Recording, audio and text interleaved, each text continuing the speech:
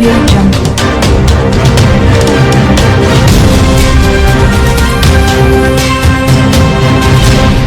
Audio Jungle.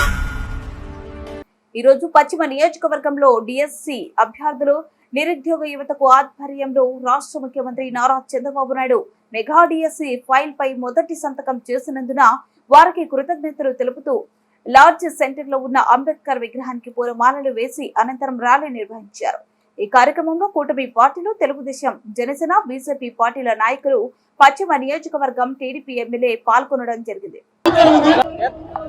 ఏదైతే elections ముందు కూటమి నుంచి ఇచ్చినటువంటి వాగ్దానాలు ఉన్నాయో ఆ వాగ్దానాల్లో భాగంగా ముఖ్యమంత్రిగా ప్రమాణ స్వీకారం చేసి సచివాలయంలోకి వెళ్ళి కూర్చున్న మరుక్షణమే కూటమి అభ్యర్థి అయినటువంటి చంద్రబాబు నాయుడు గారు ఆ 5 హామీల పైన కూడా సంతకాలు చేయడం జరిగింది. మరి ముఖ్యంగా ఏదైతే గత 5 సంవత్సరాల కాలంలో కూడా యువతకి ఉద్యోగం అనేది లేకుండా చేసినటువంటి ఘనత దక్కించుకున్నటువంటి ఆయన జగన్మోహన్ రెడ్డి గారు ఎవరైతే ఉన్నారో రావడంతో మెగా డిఎస్సికి తొలి సంతకం అని చెప్పిన దాన్ని అమలు పరుస్తూ 16,000 పైచులకు ఉపాధ్యాయ పోస్టులకి నోటిఫికేషన్ కూడా జీవో కూడా ఇవ్వడం జరిగింది. దానికి అనుగుణంగా ఇవాళ గుంటూరు జిల్లాలోని గుంటూరు పట్టణంలో ఇక్కడ ఉన్నటువంటి తెలుగుదేశం నాయకులు, జనసేన, బీజేపీ నాయకులు అందరూ కూడా కలిసి వాళ్ళ కృతజ్ఞతా భావంతో చంద్రబాబు నాయుడు గారికి కృతజ్ఞతలు తెలపాలి, కూటమి ప్రభుత్వానికి కృతజ్ఞతలు తెలపాలనే ఉద్దేశంతో ఇవాళ ఇక్కడ ఈ కార్యక్రమాన్ని ఏర్పాటు జరిగింది.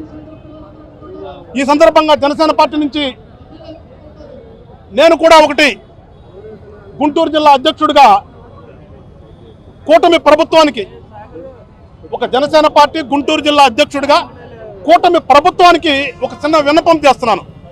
ఎందుకంటే గత ప్రభుత్వంలో చంద్రబాబు నాయుడు గారు కాపు సామాజిక వర్గానికి ఇస్తానన్నటువంటి రిజర్వేషన్ గురించి మాట్లాడే సందర్భంలో అప్పుడు రాజ్యాంగపరంగా కుదరదు కాబట్టి సెంట్రల్ గవర్నమెంట్ ఇచ్చినటువంటి 10% ఏదైతే ఉందో ఆ 10%లో 5% కాపు సామాజిక వర్గానికి ఇస్తానని చెప్పేసి ఒక బిల్లు కూడా పాస్ చేస్తారు అసెంబ్లీలో.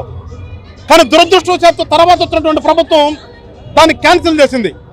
ఇప్పుడు నేను ప్రభుత్వాన్ని కోరేది ఏంటంటే ఏదైతే డిఎస్సి రిలీజ్ చేశారో మీరు ఈ డిఎస్సిలో నోటిఫికేషన్ ఇచ్చే ముందే మళ్ళా ఒకసారి పునఃపరిశీలన చేసి ఈ కాపులకి ఈడబ్ల్యూఎస్లు ఇస్తానన్నటువంటి 5%ని ఇచ్చిన తర్వాత ఈ నోటిఫికేషన్ కూడా జారీ చేస్తే, ఎందుకంటే మన కూటమికి పెద్ద ఎత్తున అండగా ఉన్నటువంటి సామాజిక వర్గం అది, ఆ సామాజిక వర్గానికి మేలు చేసిన వాళ్ళు అవుతాము, ఇచ్చిన మాట నిలబెట్టుకునే వాళ్ళు అవుతాం అని చెప్పేసి ప్రభుత్వంలోని పెద్దలు, అంటే ప్రభుత్వం అంటే ఇంక్లూడింగ్ మా పార్టీ, మా జనసేన పార్టీ నాయకుడు కూడా ప్రభుత్వంలోనే కాబట్టి ప్రభుత్వ పెద్దలందరికీ కూడా ఈ యొక్క విన్నపాన్ని మీరు పరిశీలన చేయండి అని చెప్పేసి జనసేన పార్టీ నుంచి కోరుతున్నాను.